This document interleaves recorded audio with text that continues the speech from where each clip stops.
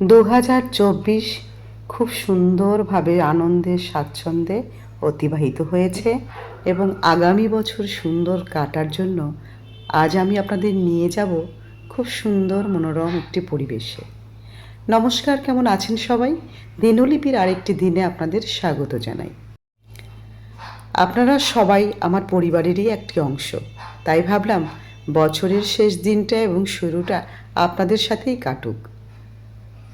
তাই এমন একটি গ্রুপের সাথে আমি ঘুরতে গেছি, নারীর টানে নারীর ভ্রমণ,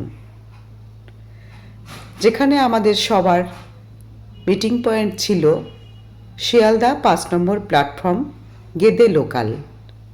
আমরা চললুম নদিয়া জেলার মাঝদড়িয়া ভিলেজ কটেজ। সুন্দর এই পরিবেশ দেখার জন্য আমার সঙ্গে আপনাদের থাকতেই হবে। উপভোগ করুন এই সুন্দর দৃশ্যগুলো।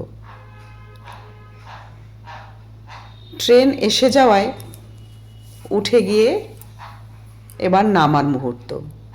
ট্রেন থেকে দেখা কিছু সবুজের সমারোহ। চলুন, দেখতে দেখতে চলে এসেছি মাঝদিয়া স্টেশন। ট্রেনে বন্ধুদের সাথে নতুন সমস্ত বন্ধু, তাদের সাথে গল্প করতে করতে কখন যে 2.5 ঘন্টা অতিবাহিত হয়ে গেছে বুঝতেই পারিনি। কমলা লেবু, চকলেট, বিস্কিট এগুলো খেতে খেতে এই যে দেখুন, এক দল নারী আমরা ছুটে চলেছি একটি সুন্দর মুহূর্ত কাটানোর জন্য। এই গ্রুপে আমার প্রথম ট্যুর। আমি কাউকে চিনি না, কিন্তু প্রত্যেকটি লোক আমাকে আপন করে নিয়েছে। আমিও এদের প্রত্যেককে খুব ভালোবেসেছি। গ্রুপের নামটি আমি এখানে লিখে দিয়েছি। যদি আপনারা কেউ দেখে জয়েন করতে চান, তাদের সাথে ঘুরতে যেতে চান, তাহলে অবশ্যই গ্রুপে যুক্ত হবেন। স্টেশন থেকে নেমে আমাদের টোটো বলা হয়েছিল। টোটো ধরে আমরা বেরিয়ে পড়েছি ইছামতির উপর দিয়ে বয়ে যাওয়া একটি রাস্তায়। দুদিকেই বয়ে চলেছে ইছামতি নদী। এটি যেহেতু শীতকাল, তাই এখন আর জল নেই। আর ওই যে দূরে ওপাশে ইছামতির ওপাশ থেকে বয়ে চলেছে চূর্ণী নদী। এই যে সাঁকোটি দেখতে পাচ্ছেন, এটি বর্ষাকালের জন্য। নিচে রয়েছে কিছু নৌকা, ডিঙি। যারা শহরবাসী তারা কখনো গ্রামের এই সুন্দর অপূর্ব মুহূর্তগুলো উপভোগ করতে পারে না। তাই ভাবলাম আপনাদের জন্য আমি কিছু ক্যামেরা বন্দি করি। এই যে ইছামতি নদীটির এভাবে পার বাধাই করা রয়েছে। আমরা একে একে টোটো থেকে নেমে গেলাম, কারণ রাস্তা থেকে একটু উঁচু। ইছামতি পেরিয়ে নদিয়া জেলার এই খাটুরা গ্রাম হয়ে আমরা চলে যাব ভিলেজ কটেজে। গ্রামে দেখুন, প্রত্যেকটি বাড়িতে রয়েছে এই যে গবাদি পশু এবং ধানের বিভিন্ন, যেটাকে গোলা বলা হয়, সেই এই যে দেখুন, এই যে এটি হচ্ছে ধানের গোলা, যেখানে গ্রামের সমস্ত ধান বা শস্য সংরক্ষিত করে রাখা হয়। আর এই যে ঘুঁটে, গ্রামের মহিলারা ঘুঁটে দিয়ে কি সুন্দর সারিবদ্ধ করে সাজিয়ে রাখে। অপূর্ব সুন্দর। দেখতে দেখতে চলে এসেছি আমাদের মাঝদড়িয়া ভিলেজ কটেজ। এইটি ছিল আমাদের মূল গেট। ক্রিসমাস এবং 31স্টের জন্য অপূর্ব সুন্দরভাবে সাজানো হয়েছে। একে একে এক দল নারী আমরা ঢুকে পড়েছি। আর এই যে এখানে কি কি দেখব সেটাই লেখা রয়েছে। এশিয়ার দ্বিতীয় বৃহত্তম শিব মন্দির, ইন্দো বাংলাদেশ সীমান্ত, মাঝদিয়া বাজার। ঢোকার মুহূর্তেই আমাদেরকে ওয়েলকাম ড্রিঙ্কস দিয়ে স্বাগত জানানো হলো।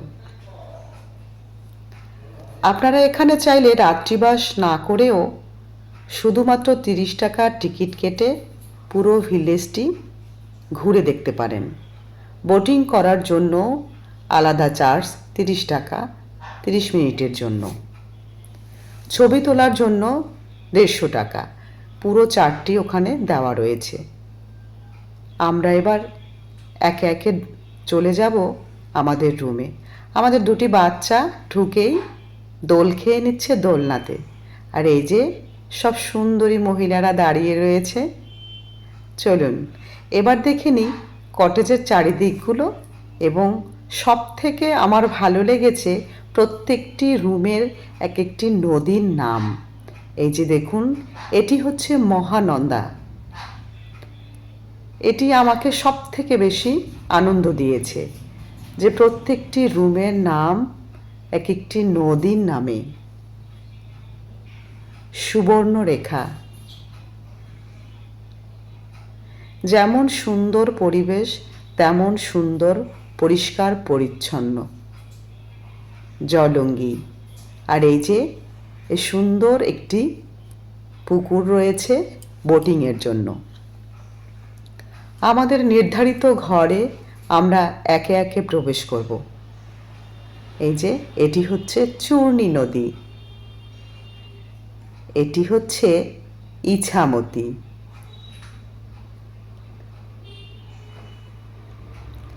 আপনারা আরেকটি চ্যানেল দেখে নিতে পারেন সার্সিং বলে। আর এই যে এটি হচ্ছে রূপনারায়ণ। সার্সিং চ্যানেলটি রয়েছে আমার এখানেরই পরিচিত আরেকটি বন্ধুর। আর এই যে এটি হচ্ছে আমাদের রুম, মানে আমার রুম কংসাবতী, যার সামনে রয়েছে রঙ্গবতী। এই যে বোটিংয়ের ব্যবস্থা। রুম থেকে বেরিয়েই এত সুন্দর মনোরম পরিবেশ। দেখুন গাছের ছায়াগুলো টলমল জলে কি সুন্দর লাগছে। কি কি দেওয়া হয়েছে? ডাবল বেডের জন্য 2টো ডেন্টাল কিট কম্বো, আর রয়েছে শেভিং ক্রিম, পেস্ট, ক্রিম, সাবান, ডাব শ্যাম্পু, এসব কিছু ডাবল বেডের জন্য দেওয়া রয়েছে। আর এই যে দেখুন শীতকাল, আর এই যে বিভিন্ন বোগেনভেলিয়া, আর এই এক সুন্দরী ছবি তুলেছে। ব্যাগপত্র রেখে আমরা নেমে পড়েছি সুইমিং পুলে। এখানে একটি সুইমিং পুলও রয়েছে আপনার সুইমিং করার জন্য। সাঁতার কেটে আমরা দুপুরের লাঞ্চ সেরে নিয়েছি। বড্ড খিদে পেয়েছিল বলে আপনাদের আর লাঞ্চটা শেয়ার করলাম না, দেখে বোধহয় আপনাদেরও খিদে পেয়ে যাবে। তারপর সন্ধেবেলা সেজেগুজে বেরিয়ে পড়েছি আমাদের সেই কাঙ্ক্ষিত জায়গা, অর্থাৎ যেখানে আমাদের এই 31st সেলিব্রেট হবে। সুন্দর করে বিভিন্ন রং বেরঙের আলোয় সুসজ্জিত করা হয়েছে আমাদের এই 31st উদযাপনের জায়গাটি, এবং নতুনকে বরণ করার জায়গাটি। এটি আসলে একটি আম বাগান, সেটিকে বিভিন্ন রঙে সাজিয়ে দেওয়া হয়েছে। প্রত্যেকটি গাছে একটি লাইটের ব্যবস্থা, আর রয়েছে প্রোগ্রাম করার জন্য একটি স্টেজ। আর এই যে আমাদের সব একে একে নারীর টানে নারীর ভ্রমণ, সেই গ্রুপের সমস্ত মহিলা সদস্যরা এসে উপস্থিত হয়েছে। সেই ফাঁকে আমি ঘুরিয়ে দেখালাম যে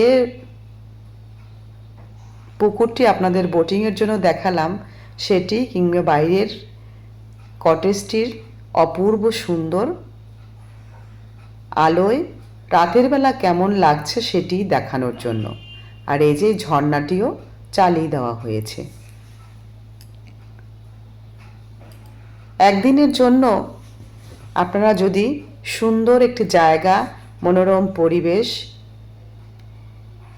কাটাতে চান বাচ্চাদের নিয়ে, কিংবা বড়রা কিংবা বয়স্করা, খুব সুন্দর এই জায়গাটি আপনারা একবার ঘুরে দেখতে পারেন।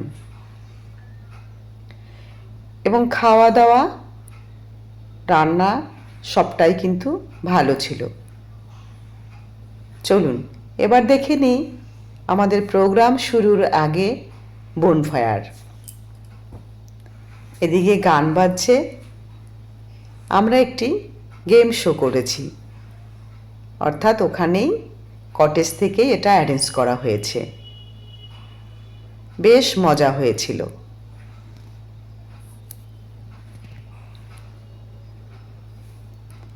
খেলা শেষে আমরা স্ন্যাক্স নিয়ে নিলাম। স্টার্টারে ছিল fish ball, potato chips, fish fry, সাথে কফি। খেলতে খেলতে আবার মাঝে মাঝে বাজির প্রোগ্রামও শুরু হয়ে গেছে। বাজিও ফাটছে 31 লাস্ট কয়েক মিনিট আগে থেকে নতুন বছরের 1 জানুয়ারি অবধি। গাছের ফাঁকে এই বাজির ঝলকানি, অপূর্ব সুন্দর ধোয়া, দেখুন কি সুন্দর লাগছে। মনে হয় যেন একগুচ্ছ সাদা মেঘ নিচ থেকে উপর দিকে অন্য মেঘের সাথে খেলা করতে যাচ্ছে। এত আনন্দের মুহূর্তের মধ্যে খাবার দাবারগুলো আর আপনাদের দেখানো হলো না।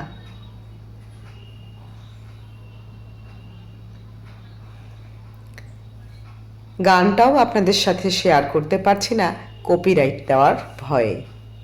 এখানে স্টেজে প্রোগ্রাম করতে এসেছে বিভিন্ন গায়ক গায়িকারা, আর সাথে নেচে চলেছে এই যে দেখছেন, এটা হচ্ছে সীমিতা।